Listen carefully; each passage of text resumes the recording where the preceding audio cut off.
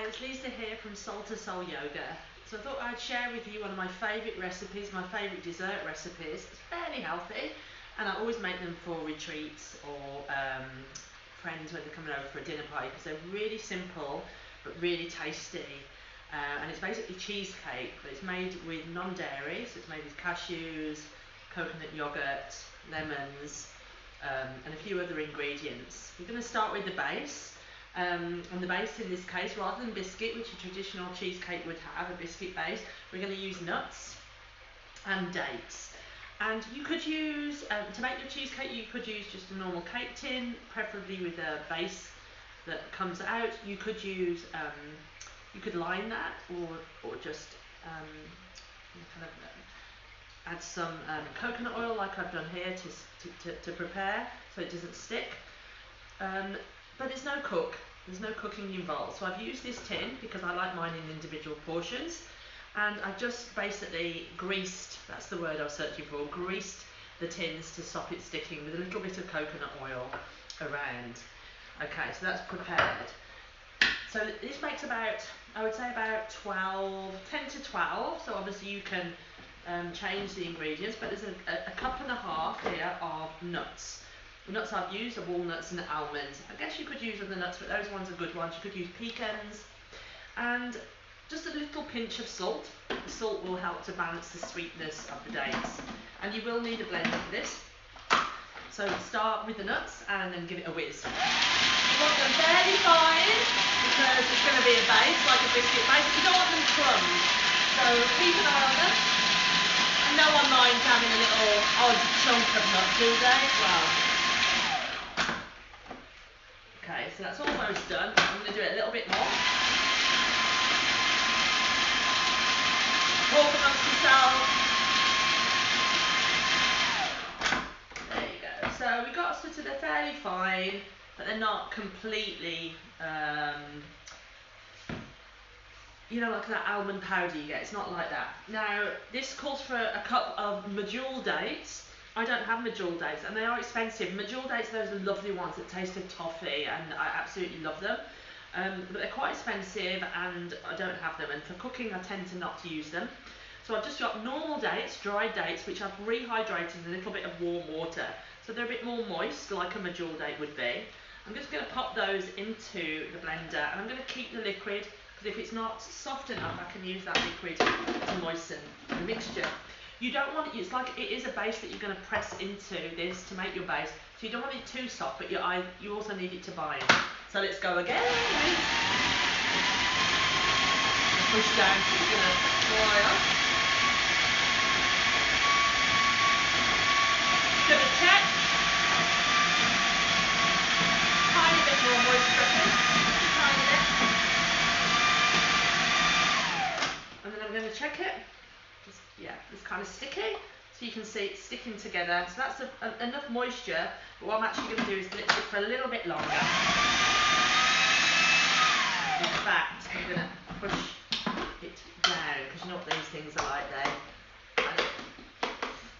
and once that's done, I think I will pop a tiny bit more just to let it, sometimes helps it to amalgamate together.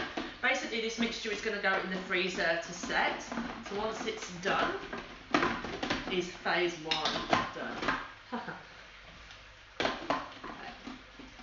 Having a malfunction. This doesn't happen to Nigella, does it? Okay, and then there you go. There she is. Another quick whisk. And that'll do. Oh, for goodness sake, that'll do. Right, so I'll just quickly show you. We're going to take a tablespoon or so and pop it into one of the pans, or as I said, if you're using a big springform one, a big tin can, so just kind of so it coats the bottom. You probably want about, less than a centimetre, half a centimetre, just the bottom. You want enough so that then you've got enough room for filling on top. I'm going to continue to do these, I'm not going to bore you with that. And then what you want to do is pop this in the freezer for half an hour or so while you make the topping, which will go on top. And for the topping, you're going to need yogurt, lemons, maple syrup, a little bit of coconut oil. This is optional. Definitely cashews, and a little salt. And I think that's all, but I'll meet you in a moment to tell you about the rest of the recipe. So we're on to the next stage of the recipe, which is the filling for the cheesecake. So pretty simple. Basically, we're going to just pop it. We'll need a quick blender for this. Could you use a non-quick blender? No, you need a quick blender for this. So something like a NutriBullet. There are other, obviously, the ones that really blend fine, like a smoothie blender, I guess. So the first thing we want is a teaspoon of lemon zest, quarter of a cup of the lemon juice. So obviously we just used the lemon and zested it. Quarter of a cup. Is it half a cup? Half a cup. Let me just check. Yeah, half a cup of maple syrup. But you might use less or more depending if you like it sweet. I'm going to use half a cup, but I've actually used a little bit extra of the lemon juice and the zest. So I like it. No one ever moans it's too lemony, do they? Quarter of a teaspoon of salt. Again, that cuts the sweetness.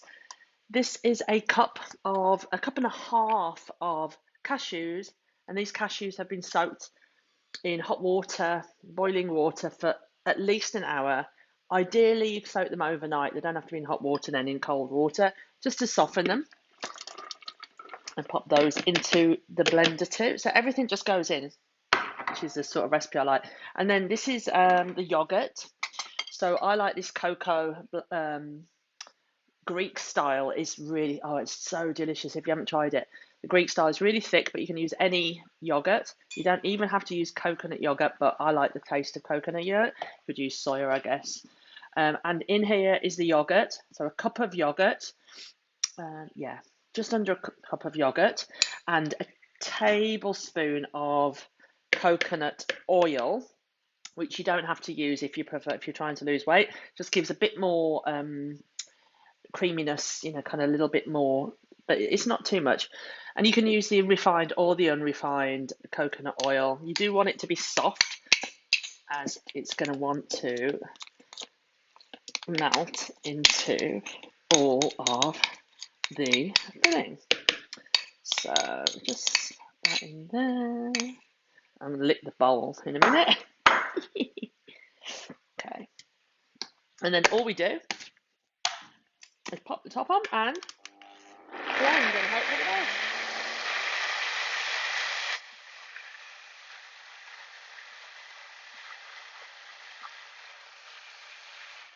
So as you can see, my yogurt's got stuck on the top. And we're going to give it a shake. Try again. There you go. Woo! Actually, you know what? It's not blending. You know why? I normally use normal yogurt, not the thick style. So we might need a little bit more juice. I'm going to use a tiny bit of water just to kind of give it a little bit of moisture. But you could use more lemon juice, I guess. I just want just enough so that it blends all together. It is blending, but it's not blending all the way through. So let's try again.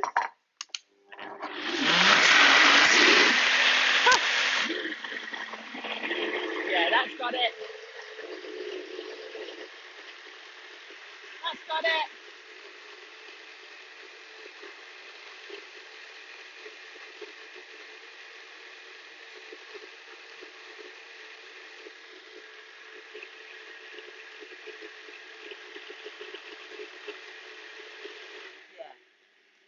That's really going now. Okay, so you just don't want any little bits. You want it nice and smooth. Just going to try.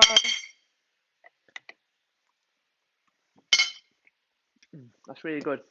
If anything, you could do with a little more lemon. No, actually, it's quite tart. I'm just like a lemon fan. Okay. So yeah, maybe if you use the thick yogurt, just then pop a little bit of extra lemon juice or a touch of water in. And then there's nothing to it. We've got the base that we got out of the freezer. This has been chilling for half an hour. And then we pour the topping. to the base. Just right to the top. Okay, I'm going to continue with all of my different bases, make them a bit cleaner probably. Okay, and then clean up. You get the gist. So you can see you've got these individual cheesecakes now with the base of nuts and dates on the top of yogurt, lemon, and all the other ingredients.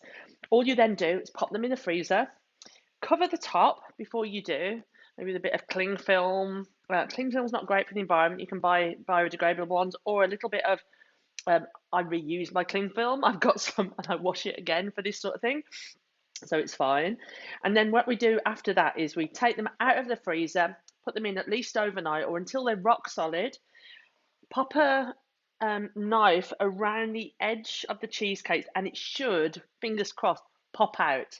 What I then do is pop them into a storage jar, like a plastic storage jar, and then put loads in there again, and then pop them in the freezer, and they're good to go. You can just take individual ones out as you need it.